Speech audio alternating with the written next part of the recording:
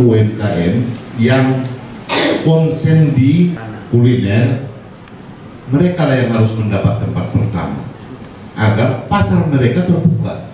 Yang harus kita dorong adalah teman-teman yang pelaku UMKM. Jadi kalau perlu ada aturan lah Pak Asisten tersendiri untuk pelaksanaan kegiatan yang tidak menggunakan kuliner yang diproduk UMKM. Udah ditunda kegiatannya. Seperti itu harus ada ketegasan dari kita dalam rangka mendorong kehadiran pemerintah. Karena bagi mereka kan pasti sulit untuk membuka pasar tanpa peran pemerintah. Saya pikir komitmen kami Pak apa tadi, yang pertama itu akan hadir, akan kita lakukan di tahun mendatang, tahun 2021. Kemudian saya ini Pak, 2 tahun saya teriak soal ini. Masa begini kita nggak mampu lahirkan di Padang Sidimpuan? Pelik kita ini Pak. Mana ada produk Padang Sidimpuan seperti ini? Capek saya ngomong. Mulai dari awal periode, air kemasan aja tak mampu kita ciptakan di Padang Sidimpuan. Kalau ada yang terstandarisasi di seluruh kegiatan, bisa kita dorong itu Pak. Di kegiatan pemerintah, masa Pak Kasim yang punya hotel nggak bisa kita ajak kerjasama? Jangan pesan dari Medan lagi Pak, kita punya di Padang Sidimpuan. Saya pikir bisa kita lakukan. Tapi kemudian bagaimana kita melakukan pembinaan terhadap pelaku yang kualitasnya memang terstandarisasi. Saya pikir pikiran-pikiran seperti itu Bapak Ibu, komitmen-komitmen seperti itu sesungguhnya kita sangat konsen. Tetapi bagaimana pembinaan teman-teman pelaku UMKM ini bisa kita lakukan dengan berkesinambungan. Kalau tidak keliru, ini salah satu Padang Sidimpuan ini adalah yang sudah alumni dari Balai Latihan Kerja. Guru apa? Nah, ya, ada teman-teman yang kemarin mengikuti pelatihan di Balai Latihan Kerja Kota Padang Sidimpuan. Di awal tahun ajaran kita rame-rame Pak beli baju anak-anak SD itu di pasar sana. Kita tanya, ini dari mana? Dari Bukit Tinggi. Kenapa tidak di Padang Sidimpuan kita produksi? Kenapa tidak teman-teman yang sudah mahir jahit menjahit ini kita dorong untuk memproduksi baju anak sekolah, seragam anak sekolah seperti itu, sehingga apa yang tersedia di pusat pasar sana itu semua tidak pasok dari luar. Itu akan mendorong ekonomi kita bertumbuh di Padang Sidimpuan. Saya pikir komitmen-komitmen seperti itu harus kita lanjutkan Pak Kadis untuk memberi kesempatan kepada para pelaku UMKM sehingga usahanya berkembang. Kita tidak hanya bicara tentang digitalisasi, tetapi bagaimana juga konsumsi di Padang Sidimpuan bisa kita dorong, tetapi kemudian kita produk dan kita konsumsi sendiri di Padang Sidimpuan. Saya pikir itu tadi respon saya terhadap Pak Iskandar ya. Saya pikir harus ada kesinambungan Pak Pasaribu ya pada seluruh teman-teman pelaku UMKM, komunikasi, koordinasi, kemudian pembinaannya sehingga pasarnya juga harus kita dorong sehingga mereka bisa berkembang. Barangkali yang kedua tadi teman-teman dari Mandailing Natal, Adinda tadi, saya juga sangat tertarik dengan persoalan kopi ini. Saya punya kebun kopi Mas, punya saya Pak. Saya bahkan sedang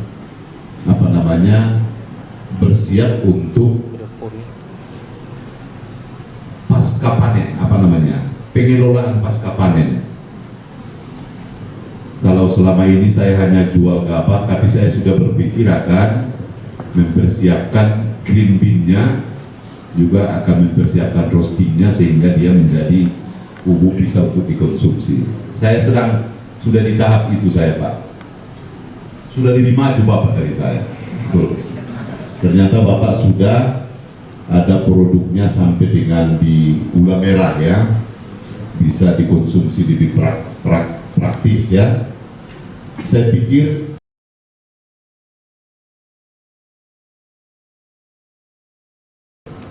Padang Sidimpuan ini menjadi pusat pertumbuhan di Tapanuli bagian selatan, termasuk konsumsi kebutuhan kopi. Trennya lagi booming ini Pak di Padang Sidimpuan. Di mana-mana KP-KP anak muda konsumsinya semua hampir kopi dengan branding-branding yang berbeda. Tetapi Bapak Ibu, barangkali ada kelemahan kami di Tapanuli, di wilayah Padang Sidimpuan dan Tapanuli Selatan. Ada ego masing-masing daerah. Kalau Mandailing dikenal dengan Mandailing kopi, kopi Mandailing itu tidak dibedakan yang dari Duta Godang, yang dari mana lagi?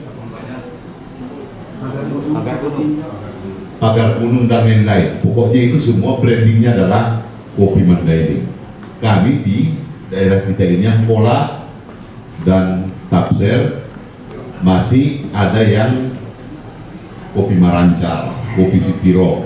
Jadi tidak satu brandingnya. Kita sesungguhnya karena kita bukan wilayah yang memproduksi kopi itu, kita sesungguhnya mendorong, berharap agar seluruhnya berjuang dengan satu branding. Kalau mau kopi Sipiro, ya kopi Sipiro semua. Sehingga lebih mudah kita untuk memperkenalkannya di Seantero Nusantara lah dulu. Saya yakin persoalan kopi, produk kopi ini adalah salah satu komoditi yang di masa depan sangat dibutuhkan, karena memang di dunia hanya beberapa negara yang dari sisi iklimnya bisa memproduksi kopi. Saya pikir Adinda tidak apa-apa, bangun saja kerjasama dengan teman-teman di Padang Sidimpuan melalui jejaring seperti ini, agar produk Adinda bisa kita pasarkan di Padang Sidimpuan, karena memang Padang Sidimpuan menjadi pasar bagi berbagai produk yang ada di wilayah Tapanuli bagian selatan. Saya selalu sampaikan dari sisi pemerintah, kita akan memudahkan seluruh perizinan bagi teman-teman yang ingin berkegiatan usaha di Padang Sidimpuan. Kami tidak punya sumber daya alam di Padang Sidimpuan. Kami adalah kota kecil, maka yang kami butuhkan di Padang Sidimpuan adalah hadirnya orang banyak di Padang Sidimpuan. Kalau kunjungan ke Padang Sidimpuan meningkat, kami akan menikmati efek domino dari kunjungan itu. Yang jual sate ekonominya akan bangkit, hotel akan diinapi, nasi goreng kami akan laku, parkir kami, retribusi parkir bisa kami tarik bagi yang berkendaraan, dan seterusnya Bapak Ibu. Maka kami akan mempersiapkan Padang Sidimpuan ini menjadi kota servis bagi seluruh kabupaten yang ada di Tapanuli bagian selatan. Kami undang teman-teman dari Mandailing Natal, silakan produk-produk yang kita miliki di Mandailing Natal, bangun kerjasama dengan teman-teman yang peserta dari Padang Sidimpuan untuk bisa dipasarkan di tempat kami ini.